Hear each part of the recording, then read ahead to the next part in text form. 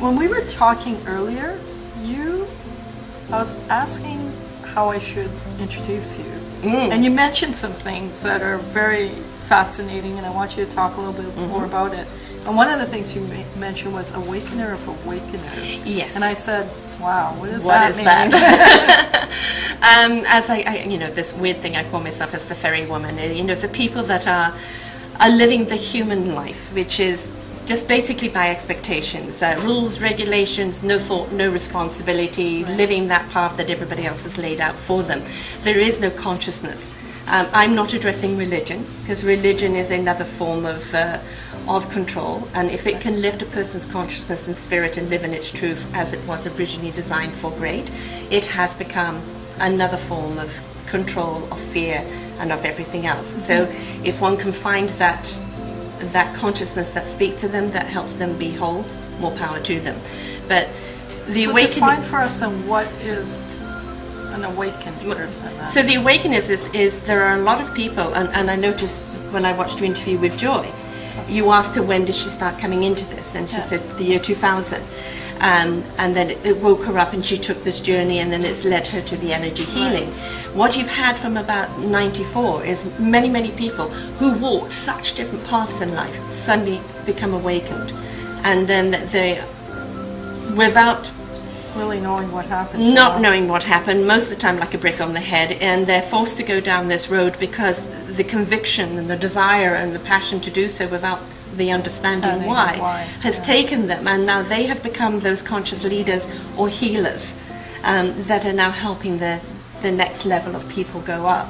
So I work a lot with those people that have awoken, or that are the next awakeners, the people that have embraced that spirit and are stepping over into that realm, and through the work that they have done in their lives and now embracing it along with the conscious energy, will go on to be those spiritual healers and awakeners and people that will be out there to help. So I kind of help them see their possibilities and find that purpose, that cosmic spiritual purpose. So it must be quite a process then. It is. I mean, some people I've worked with 13, 15 years, and it's, you know, it's an in and out journey. And for some people, I may only see them once and they pass on. I am also a professional reader. I don't call myself a fortune teller at all. Basically, I'm a map reader. I'm a path reader. I can tell you where you are now, what you are needing to release, and what paths lay before you. It is up to you to make that commitment to walk them. But I can help you find that path in which to walk and that purpose that is calling you. Can you speak a little bit about the different tools on your journey that have helped you get to where you are? Well, I'm a Romany reader, a gypsy reader, so I read ordinary cards and gypsy cards, and those cards are very, very good tools for me of kind of telling me what's within the vicinity, and I use them for myself. I can't connect to them vibrationally myself, but I can see them enough in the pathway. I use True Colors, which is a personality identification, which most industries and governments and police forces and everything use. They use to identify whether you have the right personality for the job. It isn't the only aspect of you, but it's one that they will use to define you. But in understanding who you are and how other people perceive you through your conversation, you learn to adjust your language, your personality language, to speak to people in theirs, so that there is a better communication. So it's just another understanding tool. Many things I've gathered along the way that I use as tools because they've resonated with me. I do a view on life, which is quite fascinating. It awakens people to really how they see life. And it really becomes quite a mind opener to some people. I didn't know I thought that way. And again, in understanding how you think, you now know, what you can do about it and how to take those steps forward. So there's many tools that I use. So I don't know why I'm asking this, but do you have a relationship with minerals and crystals? I love minerals and crystals. They're always around with me. I don't understand what the stones are in the sense of this means this and this means that. It's just what resonates with me. I also love runes. Oh, wow. And the runes, I used to do the I Ching, but it's so very complicated, and it really is very hard to translate to people. And when I connected to the runes, I just found it to be really, I am a spirit of wind, and it really in the last few years I have been what you call grounded, and I had to become more earthbound to really feel the vibration of the earth. And had to kind of feel the pain of the earth so I know what to do about it. I have to say, it's been painful. Oh, no. Because this earth and the people of it are in a lot of pain, and I prefer to be up there in the wind where I can release that. But how to make that connection, and the runes are very, very good on that. So did you do that through a process of a shamanic journey, or? Just for me, it's what resonates. I can walk into a store like this and something will draw to me, a book, something that will connect to me, and it speaks to me. I don't meditate like people do. I don't mantra like people do. I don't do that for me. So when you walked into this store, what resonated to you? Oh, well, I want to go looking. Something out here is calling me, and I just got to go over there and find out what it is. I want to go looking. Fair enough. So Sarah's going to be with us in August for a presentation, and I just want to ask Sara if she could tell us a little bit about what you can expect in this presentation. Well, when you asked me to do this, it was like, what to do, because of the aspects of what I do, and I can certainly touch on why I use the tools that I use, right, and why I think they're very, very important in order enabling you to moving forward.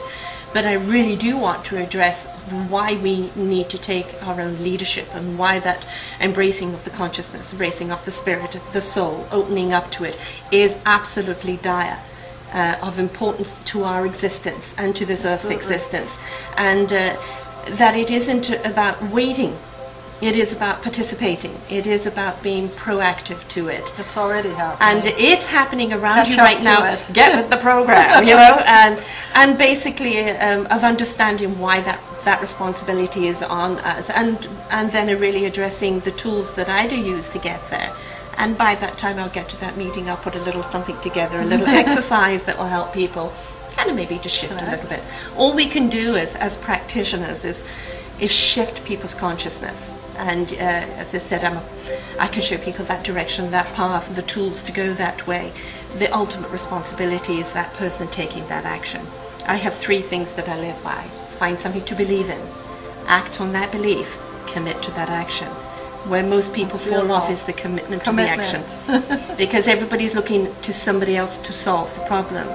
And we have to take ownership of ourselves. Delete what does not serve a purpose. Embrace what does. You don't need to know everything in order to move forward, but just walk forward in your knowingness. That's beautiful. Thank you. Is there anything else you want to share with the audience here? Oh, don't be afraid. Don't be afraid. Don't be afraid. You know that we have been taught. There's so many things to be afraid of. No, there isn't. No, fear is the most controlling factor in this entire planet and our human aspect. And there is always we've been brought up from the second we were born to be afraid of something. Listen to your elders, don't rock the boat, don't try and be different. And we're not taught to embrace our creativity, to embrace our spirituality, to be different, to embrace what speaks to us. We're not allowed to listen in.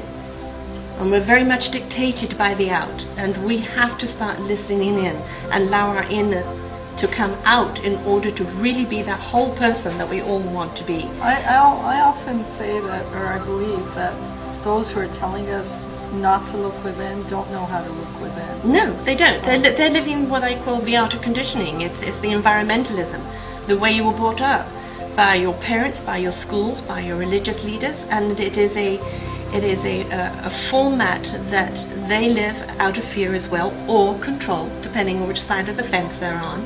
And this belief that you'll be crucified for independent thought, for independent spirit, for independent purpose, and that you can worship the collective, which is the consciousness of the gods, of ourselves, of everything. And it's not one religion, it's not one God, it is a collective of everything.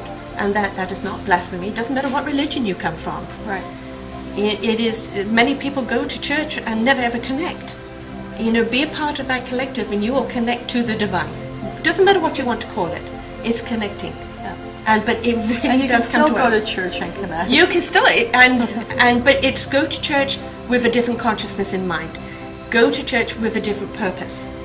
Don't look to those religious leaders to tell you what to do, as we don't look to politicians to tell us what to do, because we'll know we'll go wrong. It is the ownership of ourselves, and for that we need to look in, we need to understand what does not serve us, we need to walk forward in in actually a selfishness of making ourselves whole. It's like oxygenating ourselves. If we're not breathing, we can't help somebody else breathe.